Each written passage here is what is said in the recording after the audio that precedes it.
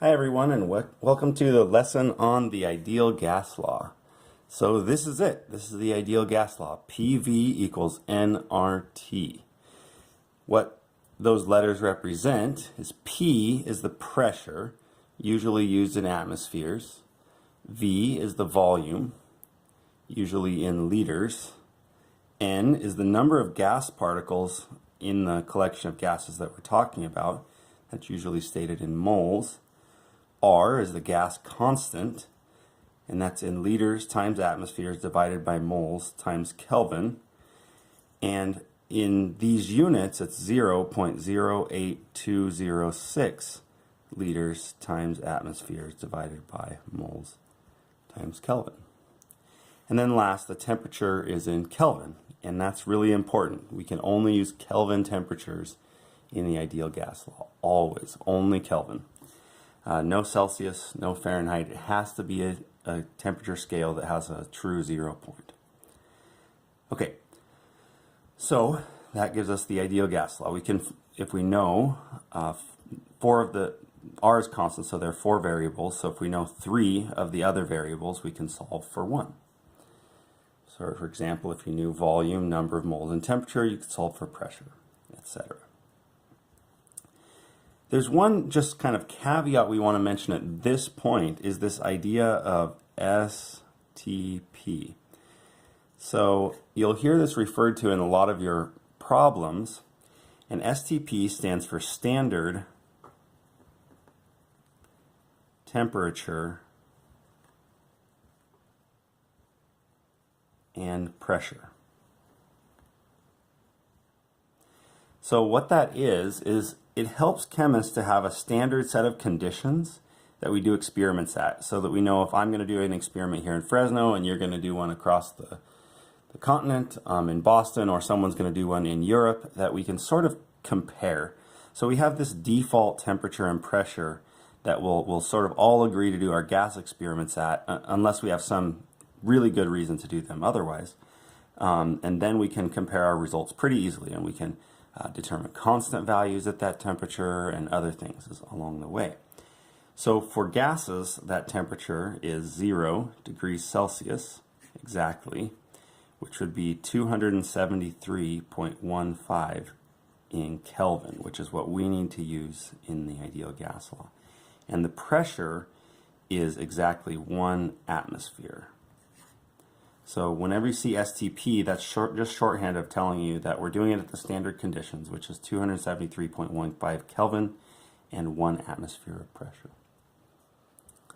All right, so there's another form of the ideal gas law that we like as well, and that's over here, right here. P1V1 over N1T1 equals P2V2 over N2T2. And you can see how these are related. I'll show you really quickly. If you rearrange this equation to solve for R, so to get R on a side by itself, you would just divide both sides by N and T. So you'd end up with PV over NT equals R. And R is the gas constant. It's the proportionality constant. And you can see it in its units. R's units are liters times atmospheres divided by moles times Kelvin. Liters is the unit of volume. Atmospheres is the unit of pressure. Moles is the unit of N, of course, and Kelvin is the unit of temperature. So it's this constant value that shows the proportions of these units in gases, or of these properties of gases. So if you can see, though, that if that's a constant, then in any one situation, the pressure times the volume divided by the number of moles times temperature must be equal to any other situation, because it's constant. It's always the same. So that's where we get this equation one from. P1V1 over N1T1 equals P2V2 over N2T2. We always know those proportions. And at first glance, it seems kind of silly. It seems like we've made this more complicated by doing this. But there's a case where it'll actually make our job much easier, and I'll show you that in a second here. So before we get to that exact thing, I just want to give a brief history lesson. I've introduced this like this is the ideal gas law, and this is just a form of the ideal gas law. But this is really where where we started, actually, right down here. Before we knew about any kind of comprehensive equation about gases, there were these guys developing relationships between variables of gases or between properties of gases. So Robert Boyle in 1662 developed this one, where he said, hey, you know what, I realized if I hold all other conditions constant, then the pressure times the volume is always the same as a new pressure times a new volume. Like when I compress gases, the pressure goes up, but the volume goes down in direct proportion so that it's always equal. Charles, over a century later, developed this relationship. The first volume divided by the temperature is equal to the second volume divided by the temperature. And then Avogadro, a little bit later, developed this relationship. The first volume times the number of particles is equal to the second volume divided by the number of particles. So those all actually, you can see how they go into the ideal gas law in this form. They're all there. We have P1 times V1 equals P2 times V2. There it is. P1 times V1 equals P2 times V2. Charles' law, V1 divided by T1 equals V2 divided by T2. V1 divided by T1 equals V2 divided by T2. And so on. Avogadro's law would be the same way, where you have V1 divided by N1 equals V2 divided by N2. It's there as well. V1 divided by N1 equals V2 divided by N2. So this is what led to this equation, which then people said, well, if that's true, if one situation is always equal to a second situation, then those relationships must be constant. And then we rearrange it into this equation. So history is exact opposite of the way I presented it. But the benefit is that now we know history, we can use it however we feel like. So when would we care to use it one way versus the other? Well, my little shorthand way to remind people about this, or to tell people about this, is like this. I say you want to use it this way whenever you're dealing with just one situation that you know a lot of information about. This equation is for dealing with two situations, like a change. Like a change. A before and an after, where you don't know really as much about it, but you know certain things remain constant through that change. So I'll show you two examples of how this works. So we'll do the first one first, and here you go. We have a problem. It says how many moles of gas are in a basketball with a total pressure of 24.3 psi. All right, so we're going to use the one situation version of this equation, of course, because we're just talking about how many moles of gas. So we're going to say PV equals nRT. And whenever you're going to use this equation, it's worth your time to actually go through and see if you know each of those variables. PV, N, and T, and of course we always know R. Pressure is given in the equation as 24.3 psi. Volume is given in the equation as 3.24 liters. Number of moles is what it said that we're asking for. And then temperature is 25 degrees Celsius. So we do have all the information we need to just go ahead and plug into this equation and solve for the number of moles. Except that our units won't match. If you look at R is 0.08206 liters times atmospheres divided by moles times Kelvin. So our liters would cancel, but our PSI wouldn't cancel. Our Kelvin wouldn't cancel because we have degrees Celsius. So we do need to go ahead and convert the units before we go trying to plug this into an equation. So the first thing we're going to do, and I'll let you do these conversions. On the video, I'm going to just do it directly to save some time. But the first one, PSI converted to atmospheres, is 1.6531 atmospheres. And it's just a regular conversion. Use your yellow sheet or any conversions table you have available. And then temperature of 25 degrees Celsius converted to Kelvin is 298.15 Kelvin. And that's just add 273 to get into Kelvin. So now we're ready. We can rearrange the equation. Our ideal gas law, we're solving for number of moles.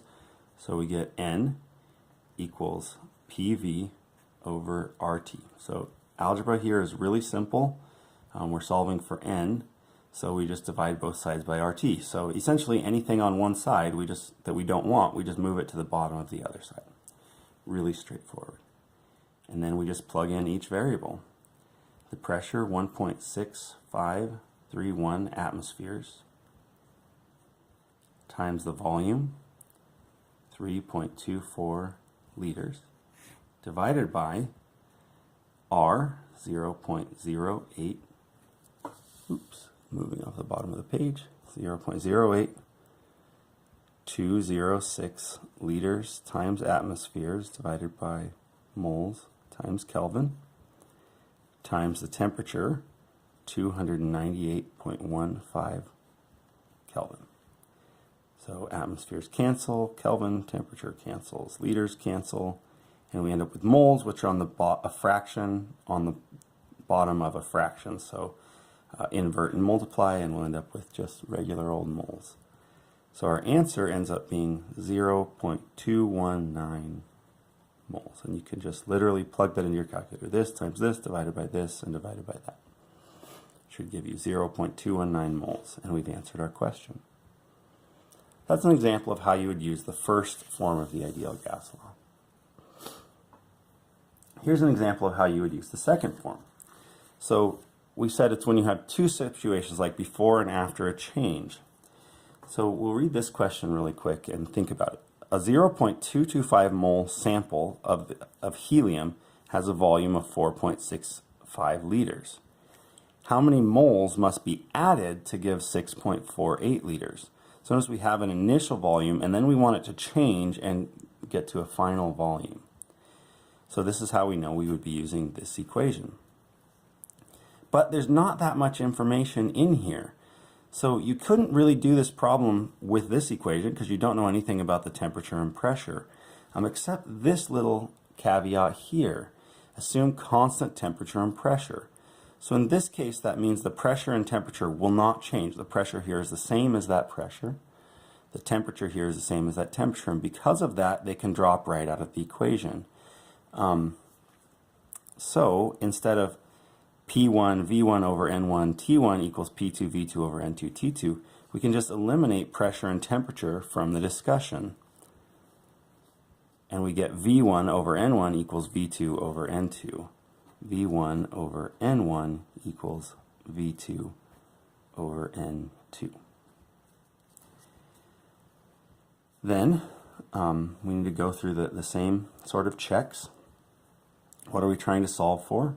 Well, in this equation, it's not ultimately what we're trying to solve for, but in this equation, we'll be trying to solve for the second number of moles. Why do I say it's not what we're trying to solve for eventually? Because the question asks how much must be added. So to find out how much added, you take the number of moles final minus the number of moles initial equals the number added. And that's what we're ultimately finding. But we know how many moles we started with. And so we need to find out how much we ended with so that we can subtract them to get how much was added. So we do some quick algebra. A number of moles is on the bottom, so you need to somehow get that on top. You can either multiply by both sides or just invert.